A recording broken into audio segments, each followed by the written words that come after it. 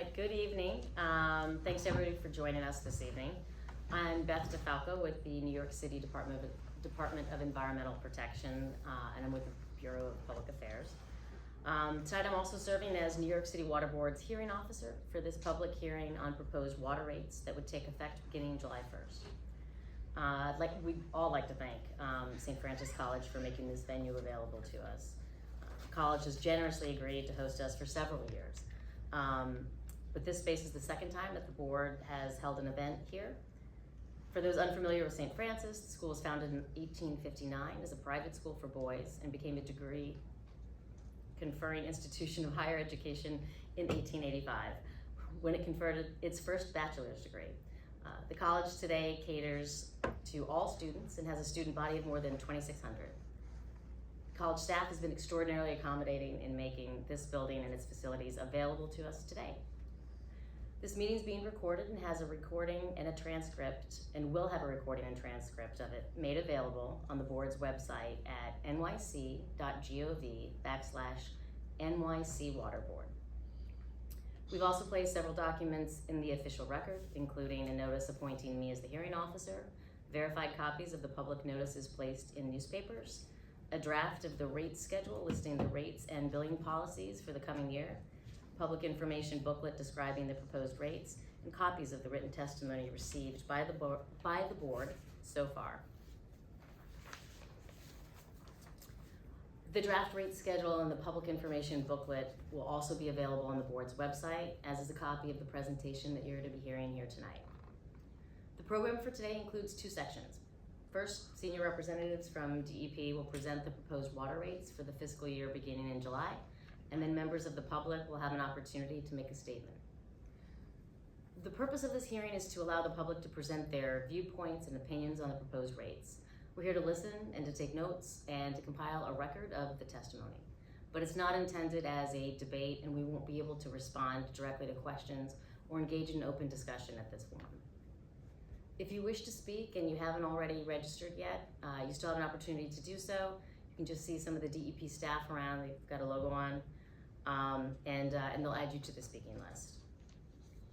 If you'd like to provide testimony today, but you prefer not to speak at the microphone or in a public forum, you can certainly provide written testimony, either today or any time up until June 7th. Testimony can be sent to the board by sending an email to nycwaterboard@dep.nyc.gov. Or you can send it by ground at snail mail, as it were, 59-17 Junction Boulevard, 8th floor, Flushing, New York, 11373. We hope to have one of the members of the water board here with us shortly, Acting Chairman Adam Freed. So once he gets here, we'll let him say a few remarks. In the meantime, from DEP, besides myself, we've got the Chief Financial Officer, Joseph Murin, and the Water Board Treasurer, Omar Nazim. Before we get started, is there anything, actually, with Adam not quite here yet, we'll go ahead and get started with the presentation with our CFO. Thank you, Beth. Can everyone hear me okay? Okay, so I'll get started. And yes, as Beth noted, Board Member Freed is scheduled to be here. We expect him to be here shortly. So as I said, if he will maybe add some remarks later to the presentation. But to reiterate, I'm Joseph Murin. I am the Chief Financial Officer for DEP, as well as the Executive Director of the Water Board. Myself and Omar will be going through the presentation. So the first slide we have here highlights the continued efforts DEP's making, and which is highlights from DEP's 2023 Water Quality Report, highlighting the quality and safety of the city's drinking water. Copies of this are available out front, so if anyone wants to grab one, it's also available on the board's and DEP's website for anyone's perusal. Next slide. We're going through construction work.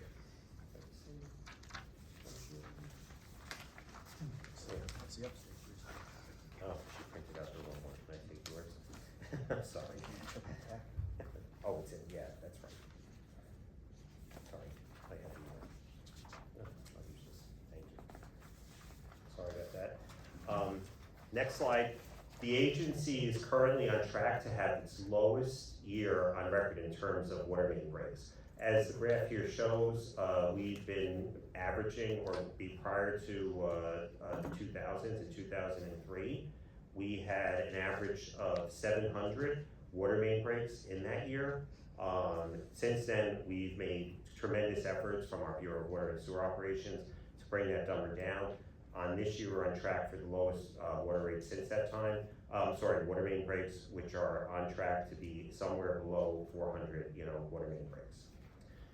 Next, we'll go through construction work continues to be at DEP's core, and the agency is on track to reach $3 billion of capital commitment as part of its $29 billion capital program over the next 10 years. This highlights both the planned growth in that capital program of averaging about $3 billion a year, and the components that make up that. So the largest is sewers, which is about $9 billion. Water pollution control, which is our wastewater treatment plants, at just under $9 billion. Water distribution, which is the mains that distribute the water, at $6 billion. And water supply and transmission and equipment, that those two combined come to just over $4 billion.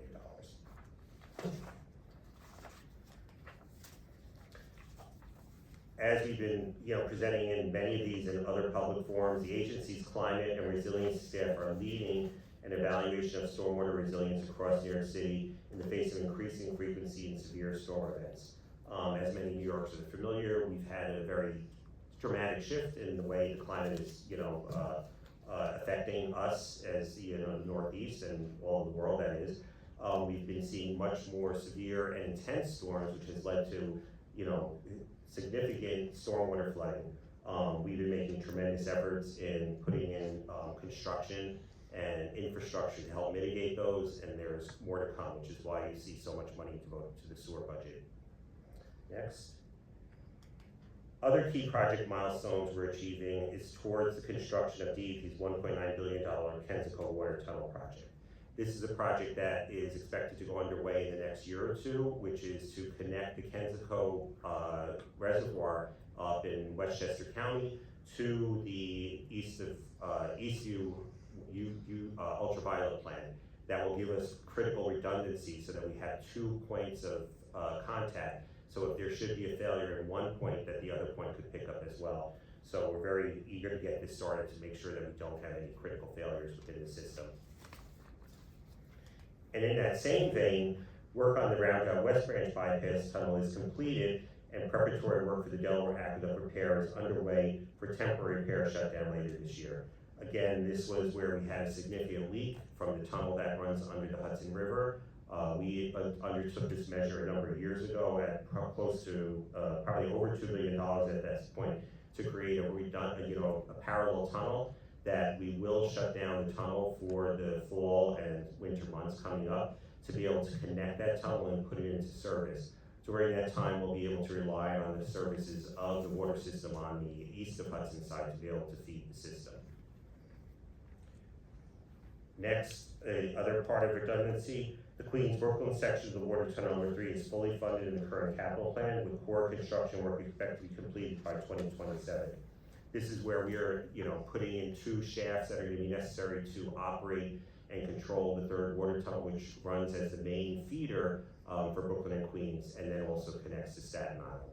So that will allow us to have, again, critical redundancy to ensure that we have the ability to take other parts of the service, such as the tunnels 1 and 2, out of service to be able to inspect and repair as needed.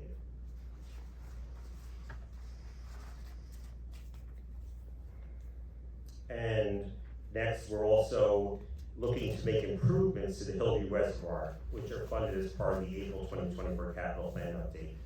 Hillview is our central point of connection with the in-city distribution system, where all the water from upstate comes in and then is treated and then distributed throughout the system. What the particular significant project we're undertaking right now will be a chemical upgrade to the existing chemical additions, which we're going to be putting in place a new facility to be able to take care of those measures. So that's expected to be started next fiscal year.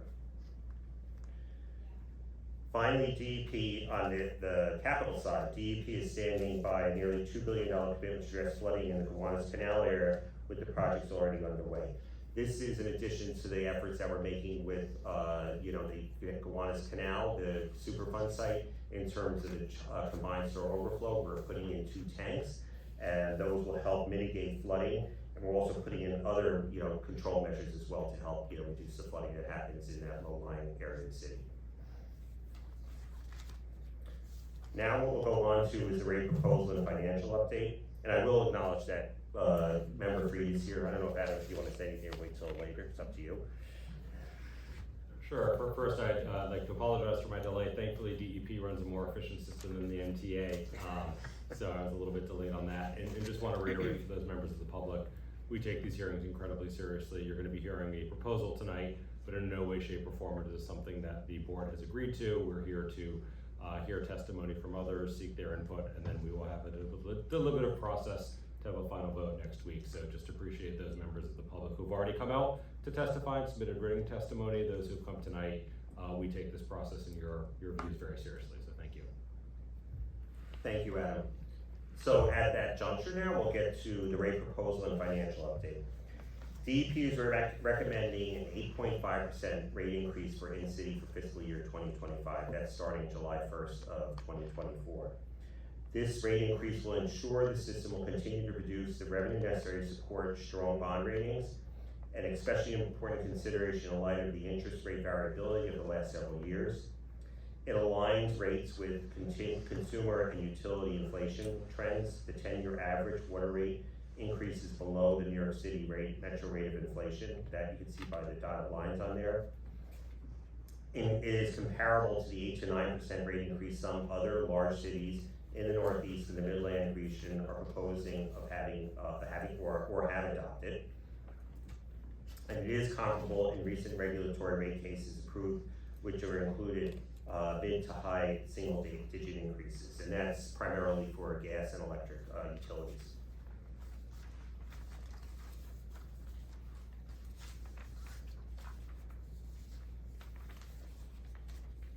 Next, we have a slide showing through the revenue protection and customer service our focuses for DEP, with the 2023 amnesty program supplemented by independent revenue collections efforts.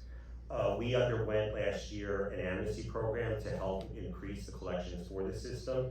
This is a very successful program in our opinion, which resulted in $105 million of incremental customer payments and delivered $22 million in affordability benefit to eligible DEP customers.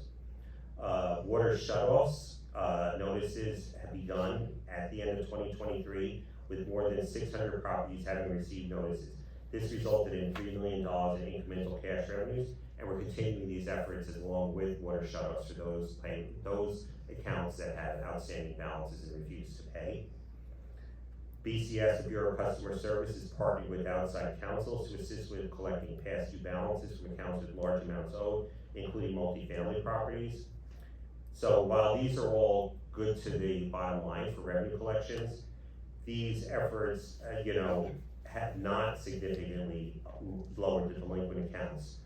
Chronic delinquency rate increases and higher interest rates are resulting in a growing accounts receivable balance for the system. At this juncture, we're over $1 billion in accounts receivable. So through May of this year, we've collected $3.7 billion, which is 2% more than fiscal year 2023, but that's still 1% below projections for this year. As a result, that also needs to be considered when we rise that rate. So if we're collecting less revenue than we needed for the operation, we need to make those up, and that therefore results in the need to raise greater rates during the upcoming fiscal year. Next, while the city's recent tax lien sale did not include water and sewer receivables, the next cycle of reauthorization of lien sale legislation may include water and sewer bills. The Adams administration is working closely with the City Council and their finance team in reauthorizing the lien sale for delinquent property and delinquent water and sewer charges. This has been a very effective tool in the past for purposes of managing past due water and sewer receivables. Since 2019, the city lien sales have not been included in the water and sewer arrears, whereas previous lien sales included a combination of liens secured by property taxes, water and sewer, and emergency repair charges, which has led to an increased accounts receivable balance. The sale of liens during previous fiscal years, together with the pre-sale notification process, resulted in substantial revenues to the system and supported lower required rate increases.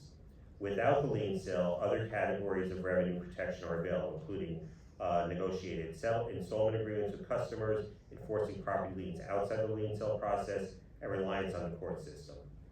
A reauthorization of lien sale may include program changes and exemptions to protect vulnerable populations. Next, the proposed rate increase reflects a combination of factors, which together point to a recommendation for a larger rate increase than in recent years.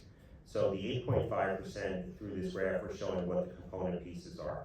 First up, as has been noted, is, or people may be aware, is the rental payment. That's accounting for 3.1% of the 8.5%.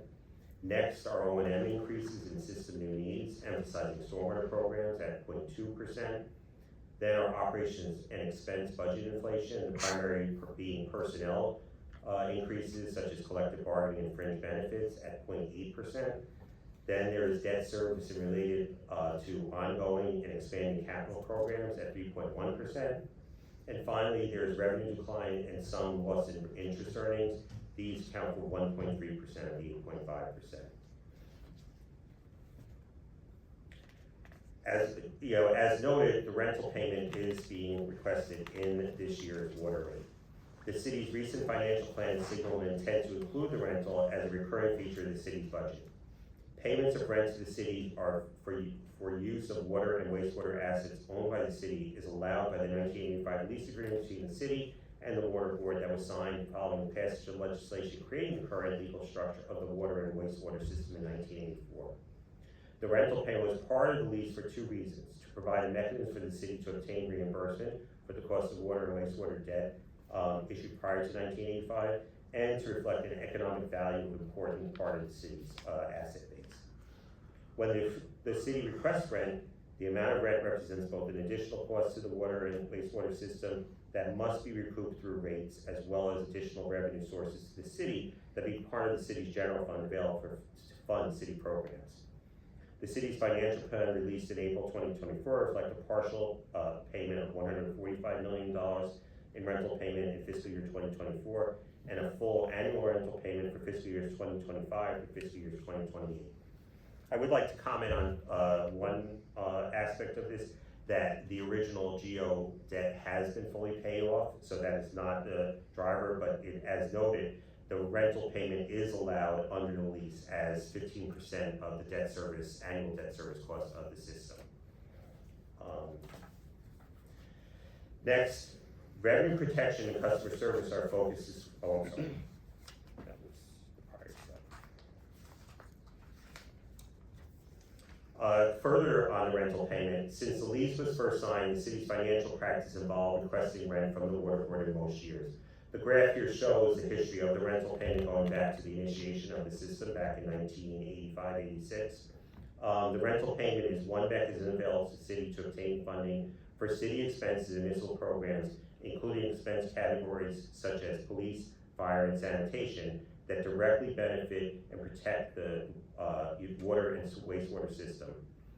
Since municipal assets are usually tax exempt, municipalities wishing to generate revenues from municipally owned assets often look to charge fees for use of assets or to otherwise development payments structures resembling property taxes, such as the rental payment, as an alternative. Since the lease agreement was first signed, the city has requested rental payments from the water board in most years. Following that, now we have what the impact of the rates are. Residential use charges for fiscal year 2025 will continue to remain lower than the average charge in other large cities. This is a historical chart, and I'll focus on 2024, where the New York City average of to a single family home using 70,000 gallons is approximately $1,088 per year. The 30 city average that we use, which is a select number of cities, the average is $1,372. So our rate is about 20.7% lower than the 30 city average. Of course, you don't yet have numbers for 2024, but we expect still to be in that range even after the 8.5% increase, since other cities are likewise raising their water rates at the equivalent rate. Next, Residential customers with an average level of water use would see a modest increase in their monthly bills. As noted, the average single family uses about 70,000 gallons per year. Their annual charge right now is $1,088 per year. That will go up to $1,181 per year, so that's a monthly increase of $7.71. For the average multifamily charge, about 52,000 gallons per year, that property would use about $808 per unit. The proposed rate increase will go up to $877, so a monthly increase of $5.73. The multi-conservation program, which is per residential unit, they're $1184 per year now. That'll go up to $1285, an increase of $8.39 per month. The minimum charge properties, which use less than 75 gallons per day, that rate will remain flat. As we've noted in the past, we feel that that's an effort we want to continue, since we recognize that many of those people who pay the minimum charge are seniors and those that are on a fixed income. The next slide, we're going through the component pieces of the budget of what we're looking to raise. The preliminary financial outlook reflects a $4.4 billion annual budget for the system. This includes debt service, operations and maintenance, and other system costs. So going through this, the revenue needs for the system are $4.4 billion, and that's driven by the components listed at the bottom there, which shows utility and operations and maintenance. That's what it costs for us to have the personnel, the equipment, the contracts, all of the services that are necessary for the day-to-day operations of the system, which come to just under $2 billion a year. Then there's debt service, net of roll forward and escrows. That's the cost of the borrowing of the capital program, which is $1.7 billion. That also combines with the capital market funds, also known as pay-as-you-go capital, which is cash finance capital payments. Those combined come to just over $2 billion. Then we have the Water Board and Water Authority's administrative costs at $124 million. Those are the costs of the Water Board as well as the Water Finance Authorities to be able to manage the cash of the system, as well as the debt service costs of going into the market and having to manage the bonds. And on the final part is the rental payment, which shows $289 billion for fiscal year 25. But I will note that those are both new adds to this, so it really is the combination of two as being a cost that we need to cover with this, new this proposed 8.5% rate increase.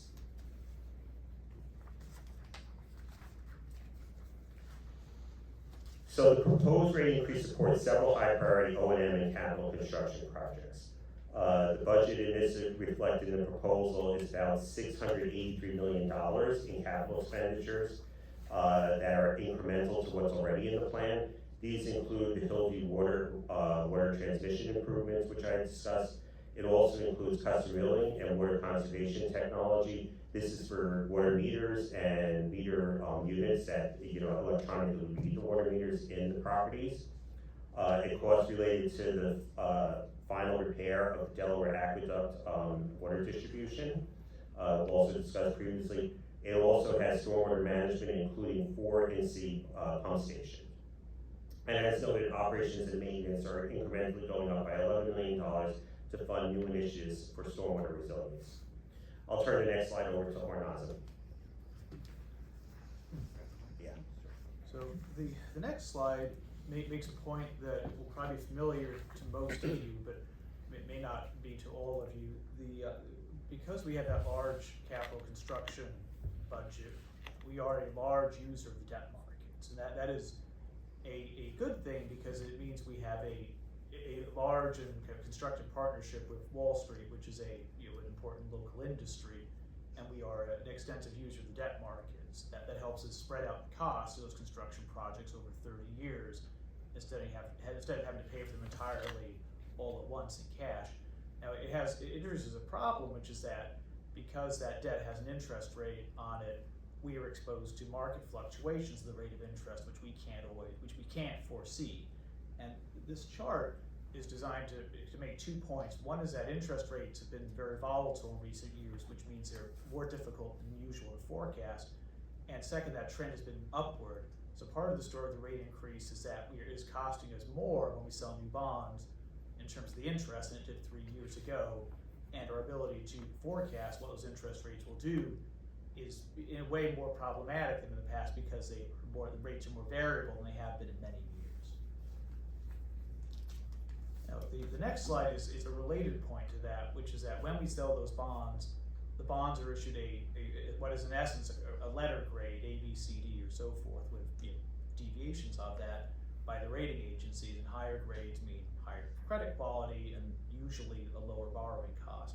We have exceptional credit ratings for any municipality or any water system, and it's something we're very proud of, and it lets us borrow money quickly and on very good terms. And that's something we want to make sure we are able to preserve. And part of the rate increase each year is an analysis of, will the rate increase get us the revenues that will not only fund the system, but also allow us to maintain that very strong credit rating that helps us keep the cost of the borrowing at an attractive level. Now, the next slide, the next two slides actually are in a way in tension with that financial kind of prudence point, and that fact we work closely with Wall Street, and it's that the point that, like all water utilities, we are receiving more and more requests to be thoughtful about what that rate increase and what the bill impact is on customers in terms of affordability and in terms of what financial stresses it might place on the household. And we've tried to be very thoughtful about that, and we've introduced in successive steps in each year, kind of enhancing or expanding a little bit, going back to 2015, what is now the largest customer affordability program in the country. We have a $30 million a year recurring portfolio of bill credits designed to chip away at affordability challenges for smaller property owners as well as large property owners. And that portfolio is something we're very proud of, and it includes a partnership with a number of other city agencies to find properties and to find property owners that are providing affordable housing and that have middle income owner occupants, so that we can get those credits into people's hands and offer a discount to the kind of properties that you need that affordability and that are within the parameters of what we can responsibly offer.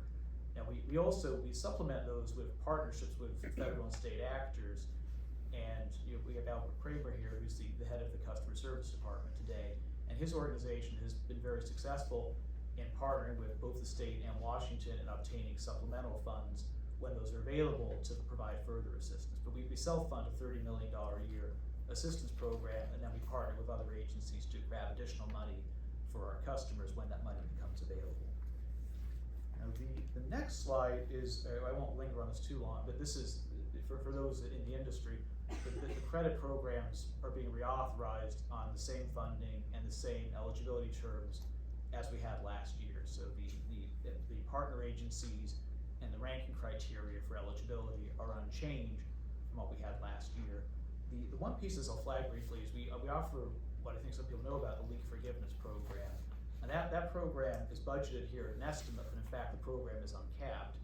And if you're a property owner and you're watching your water consumption, you sign up for electronic billing, you get alerts, and if you happen to notice water usage out of trend, and you realize it's due to a leaky toilet or some other fixture or plumbing issue, and it gets corrected, and you send it in to us and apply for the program, you can get half of the cost of the leak rebated back to you in the form of a bill credit. It's a very attractive program. The savings can be very substantial, even for small property owners, so it's something we offer to encourage you to pay close attention to your water usage so you can kind of plug a leak, stop it, and get an economic benefit for it.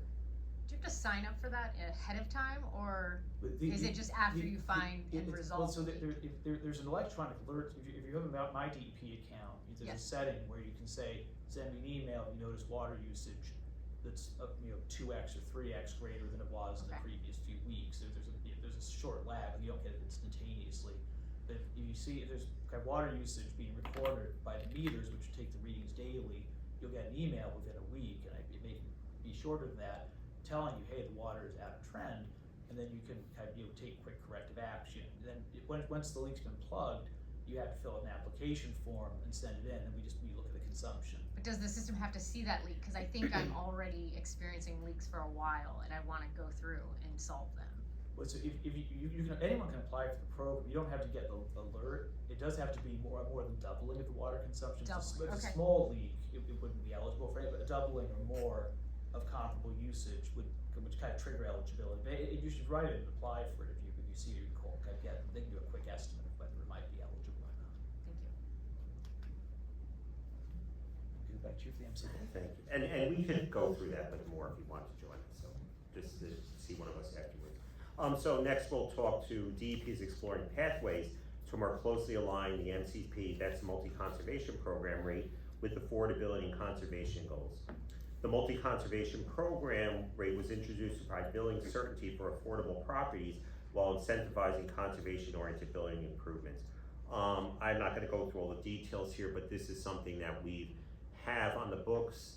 We've been asking the board to defer it for a number of years. We're asking once again for it to be deferred because we wanna go forward and look at this and be able to come up with a mechanism that we can bring to the board that will truly align this with affordability initiatives, because we think that it's not really geared to that, to the way it is right now. So we're asking the board's forbearance to be able to do that and then be able to bring something to them that will be more in line with affordability. Do we want to go through these now or after at the end? I'd like to give you some of them at the end. Okay, yeah, I'm gonna hand it back over to Beth and then she'll, after we're done, we'll go through the schedule and the final bullet points, whatever like that, after the testimony. So Beth? Terrific. All right, thank you. So we're going to turn to the public testimony portion of the hearing. So far, I've got a list of 5 speakers, and each speaker's got a 5-minute allotment. If you have more to say beyond that, certainly please feel free to submit written testimony, and we've got the information here for you on that. There's no limit on that. So with that, let's go ahead and start with, and please forgive me if I mispronounce your name. Nicholas Sunerin. Do we have? Nope. Okay. Joanna Clutter? You want to hear it? Yeah, that'd be great. Is it working? Oh, we could hear you. Yes. I may go over. Thank you for serving on the water board, and thank you for your attention tonight. My name is Johanna Clutter. I've worked in affordable housing for over 20 years. I've testified in front of the New York Water Board for a large majority of those years. I now work for Sisters of Charity Housing in a 116-unit SRO building in East Harlem, located on 118th and 3rd Avenue. On May 23rd, I sat in my office and I had just finished reviewing the rent roll, showing unpaid rent of over $500,000 for 3 buildings in our East Harlem package. The 3 SRO buildings that I oversee house a total of 260 units of formerly homeless individuals. The 118th Street building paid $93,009.80 in water bills last year. On that morning last week, I sat and I wrote this testimony just as a thunderstorm rolled in. That rainstorm lasted maybe an hour and a half max, proceeded to flood the basement of the building with 4 inches of water. The basement houses our tenant lounge, super's office, maintenance supply rooms, the management finance office, and our social service staff offices, all of which were flooded. The water did not come in from the rainstorm, but instead came up from the drains in the basement floor in various rooms because DEP's combined sewer system was overwhelmed. This is not the first time we've had this issue, and certainly not the last, considering the growing impact rainstorms have been having on our city. What's most concerning is that the building suffered major damage to its walls, floors, and furniture, but also incurred substantial costs to having to use more water to wash and mop all surfaces, several times that were touched with sewage. We also had increased electric bills to run fans and blowers for over a week to dry out all the rooms. I would add, we have increased risk of security because we needed to have the doors open to air out all of the flooded areas. Not only this, none of this cost is covered in our budget. Neither is the 8.5% water rate increase. No affordable housing building that I've ever worked in is able to absorb an 8.5% increase, followed by a 5.9 and a 6.6 increase in the next 2 years. Knowing that 3% of the 8.5 increase is going to the New York City water, or New York City rental payment is such disappointing news. I blame blame the administration for not continuing the forbearance of the rental payment and collecting $145 million from you guys this year. I asked the water board push back on the city and not pass along this hidden tax to us ratepayers. We were able to leave the rental payment unpaid for several years in the pandemic. Whatever measures the water board used then, I implore you to use again. Many of our affordable housing projects take advantage of the multifamily water assistance program and the multifamily conservation program known as MCP. However, these programs, they need more funding. The affordable housing community needs access to multifamily water assistance program, and we urge the water board to consider increasing from the 12 million up to 20 million, according to another Bronx affordable housing provider, my former employer, UNHB. 2 years ago, Bronx applications alone would have used the $12 million allocation. This program clearly needs more funding. We also ask again this year that DEP start checking compliance and issue penalties on non-compliant MCP accounts and change them to metered billing. Do not extend this compliance deadline. Once again, the program has never been fully complied with since the discontinuation of frontage billing in 2012. And you guys know all of the billings that went from frontage into MCP billing in 2012. A lot of them were parked into the MCP program without being vetted and without inspection of full compliance measures. It's not right to extend this program's benefit of a fixed billing rate to buildings not meeting efficiency standards, and we need to change that. Issuing violations and kicking buildings out that are non-compliant could free up some funding for other assistance programs. Speaking of billing, I attend Green Infrastructure Working Group committee meetings held by Riverkeeper and Swim. They've been advocating for stormwater charges and have followed the water rate analysis that DEP has been promising for years that change is coming. Now is the right time to look at how water rates are set and consider charging paved vacant lots for their runoff of non-permeable surfaces. Each year, I see the water board publish their blue book and highlight the fact that water in New York City seems affordable compared to other cities around the country. But us in affordable housing, us operators see an increase as an increase. We squeeze and rework our budgets, and we even have to cut services to our tenants because we are facing rising operating costs across the board. We are not celebrating an 8.5% proposed increase in our water rates. We are hurting, and we ask that you help us in approving a lower increase. Thank you, and thank you for your time tonight. I also have written. Thank you. Terrific, thank you. Yeah, we'll submit that in the record as well.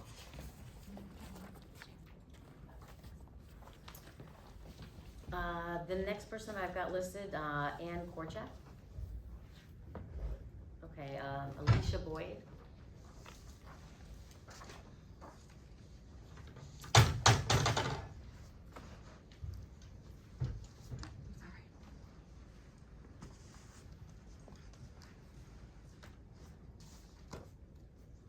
Good evening, my name is Alicia Boyd. I'm a homeowner. I live up in the Crown Heights Flatbush community. I'm a political activist, and I've been watching the Environmental Protection Agency as they have failed constantly and continuously to protect the community against water sewage, damage, development all over the place. I have a private home. When I first bought it back in 1999, never had any water sewage problems. Now, every time it rains, my basement gets flooded. What has the Department of Environmental Protection done? They have done nothing. You've watched development happen everywhere in New York City. You have done nothing to improve the sewage system in my neighborhood. I have, 5 development projects happening in my neighborhood, Crown Heights, Flatbush, no infrastructure support. You were supposed to be doing infrastructure support. You were supposed to be doing violation of all the water laws, we know all of that. But you have done nothing to protect the community. You've done nothing to protect homeowners. You've done nothing to sit there and stop the flooding that happens in my basement, and I have to pay all the costs. Now you want to raise up my water bill so that you can pay rent. That doesn't make sense to me. You're supposed to be supplying us with water. You're supposed to be supplying us with sewage that does not leak into our homes. When that sewage leaks into my homes, I get mold. So now I have to sit and spend all the money removing the water, cleaning the sewage, removing the mold, and it creates unhealthy conditions. You don't pay me for that. You don't come into my home and say, oh, okay, we're gonna sit there and help you and pay for all of this. You have the city of Yes that's coming down the pike. They're trying to put over 1 million new apartments on the market. And environmental protection has done nothing about how you're going to handle all that extra sewage. You have a sewage system that was built for 1/17 of the current population, and you're about to double that. And there's no sewage plan. There's no plan to do any infrastructure that's going to support this massive amount of development. We have not seen the Department of Environmental Protection say anything about the city of Yes, about all the proposed development changes. They're going to change every law that exists in zoning that prevents them from growing. Everything will be as of right. Infills. On major campuses, we have an infill right down the block from Ebbets Field. They will be able to put buildings in Ebbets Field. Already there's 25-story buildings. They will be able to now put twice as many. What about the infrastructure? What about the sewage? Who's going to sit there and upgrade the sewage system? You have no plan for that. And now you want to come to us and say, we want to increase your bill because we got to pay rent. Why are we paying rent when we have a crisis? Do you not see the flooding? Do you not hear the public saying, we are flooding, we are drowning? We are drowning. Gowanus is drowning. And yet, we have massive development going on there. Massive development. And it's happening in my neighborhood as well. And it's happening in other neighborhoods. And yet, all you can bring to us is your little fancy graphs, and you're telling me about this management and that management. But at the end of the day, you want to pass that bill onto us. Do you know that 56% of the people in New York City are at or below poverty level? At or below poverty level. We are a poor city. Most of our people are poor. And so when you're talking about, oh, the rates are lower, are these other cities investing in infrastructure? Are they taking the money and investing in infrastructure? Let's not just compare the fact that we might be lower in our prices, but what are we doing? Are we doing the same thing? That's the question. Right now, you're talking about rent, paying rent to the mayor, who is completely mismanaging the city, who's allowed the migrant population to come in and just, we've got vacancies, we've got warehousing of 300,000 apartments, and we've got development everywhere. As the city says, oh, I haven't seen any development, there hasn't been any development. There's development. Come to my neighborhood. See it on Empire, see it on Franklin, see it on Flatbush, see it on Nostrand Avenue. Within a 5-block-mile radius, I have development projects that are going up from 7 stories to 17 stories. No infrastructure support at all in that community. More than 1,500 new bathrooms, toilets, no infrastructure. You are failing us. As an environmental protection agency, you are failing us. And we see the failure. We see the failure in the constant flooding. We see the failure in you not standing up for the community and saying, hey, we want to put 1 million more apartments in New York City, and this is how we're going to handle that influx. We're going to put massive amounts of money into restructuring our sewer system so we can bring it up to date so that we, homeowners like myself, don't have to pay the cost. And so while maybe big tenant can pass on the price of increases in water bills can go to their tenants, I bear the brunt of that. I bear the brunt of that. Nobody gives me any money. I have to pay for it. So I would like for you to go back and tell our mayor, we really should not be paying this rent. Not at this time. This time, we should be taking the money that we make and we need to be doing more for infrastructure, especially when you plan on increasing the amount of housing that the city of Yes is proposing. Thank you. All right, thank you, Ms. Boyd. And with that, the last speaker that we have listed so far, Hein Kraus.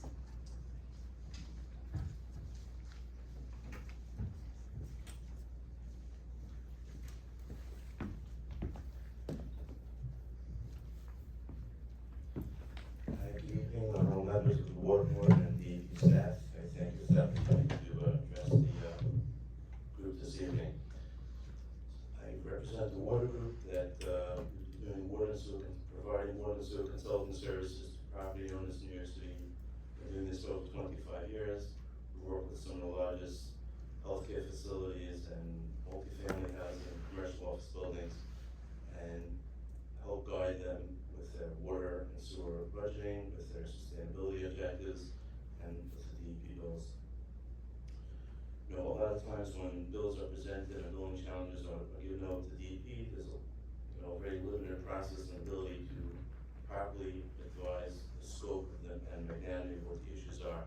I'd like to be very brief and not talk about specifics, but in general, in some of the literature published, it was about policy and procedures. I'd like to address that. Specifically as it relates to ACC theft of service charges. The issues that I'm faced with predominantly for my clients really are not the result of them not letting DEP into a property, which does happen, but more often than not, it's a result of a plumber filing for paperwork and not properly submitting it to DEP. And ultimately, the owner of a property or the manager of the property is left holding the bag. It becomes a very challenging situation when they're not aware of it sometimes until it's too late. And there's really nothing they can do once a theft of service attributed charge is issued to the client, to the ratepayer. It becomes exceedingly challenging to get it reversed. I was at water board hearings when this charge was initially initiated and planned to be initiated, and the intent then was to weed out the bad apples and the big apple to those that would take advantage and lock the door and knock the meter out, and no one would be the wiser. But what ended up happening is become a punitive charge to landlords. And not just, landlords who are making billions of dollars, but the healthcare facilities, the nonprofits who are struggling to, make their budgets and pay their bills. In addition, within the attributed charges sector, there's just another part of it that, to me, where I sit on the opposite side of the table, perhaps is a little bit hard for me to understand. That really has to do with fire service lines. DEP has never mandated a fire service line have meter installed like they did with domestic water lines. And in fact, till today, there's a fire service, a flat fee that can be assessed for a fire service line. Just by way of example, on an 8-inch line, which is the most dramatic example in the rate book for the current year, there's a $376 and change annual service charge if you would be billed on flat rate. But if you be billed on punitive ACC charges, that would be $777,000. Something doesn't make sense to me. We've had cases where the client tried to explain this to DEP, and unfortunately, once it hit a pothole, it was very difficult to extricate. No one wanted to undo what the previous, person decided upon. In addition, fire service mains are very different than domestic water lines. Again, this is based on DEP regulations. When you install a new meter on a fire service line, it's never the size of the fire service line. It's always a bypass meter, 5/8, 3/4 of an inch. Yet the theft of service or attributed charges that are issued are always based on the size of the fire service main. And by the time the client realizes, the ratepayer realizes what it is, he's often exhausted his opportunities to challenge the law from DEP. And then DEP will no longer want to deal with it once they reach out to someone like ourselves, because it's now a statute issue, not even a 4-year statute issue, rather 120 days or 60 days from whenever the decision was previously made that they failed to address. In closing, if something could be done to deal with a more objective viewpoint of when a landlord or property owner is looking to truly steal water from the city. I've actually had videos sent to me from clients where the inspector at the time was angry at them on a fire service line claiming theft of service. I'm not sure if the city is aware. When you need to put in a new fire service line and you buy the sets or backfill double detector check, it comes with valves on there that are against DEP code. So they buy a brand new New York City approved item required by DEP, they install it on the water main, unbeknownst to them, to the plumber. If he's not familiar with that, he might be a licensed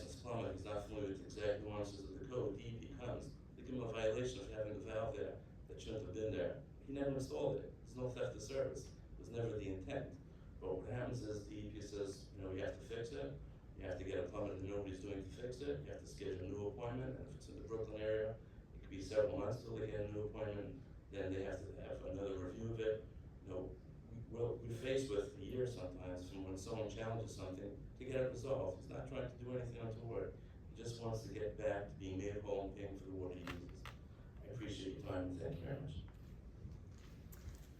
Thank you, and with that, I think that those are all of the registered speakers, unless there's anybody else, that we've got additionally. Okay, did you wanna? No,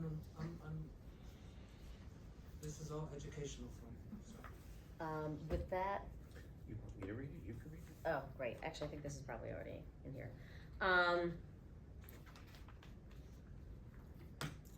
What's this in there? Yeah. So this is the last of the 5 borough hearings for the year, and this will conclude this hearing. The board will consider all of the public testimony that we've heard today, as well as written testimony, and we'll vote on the budget and rates for the next year at its upcoming meeting on June 13th. If adopted by the board, the new rates will take effect on July 1st. And how will we know, the public, how will we know, if it's passed or not? It would be in the public record based on the meeting from June 13th. Okay, and that's on your website? Yeah, the meeting notice is on the website. The meeting video will be on the website within a couple of hours of the meeting. We're testing a live streaming, and the meeting is open to the public. And then a notice of the outcome of the vote will go in the newspapers as well as on the website, and the new rate booklet will also go up on the website. Okay, and that concludes tonight's hearing. Thank you, everyone. Thank you all.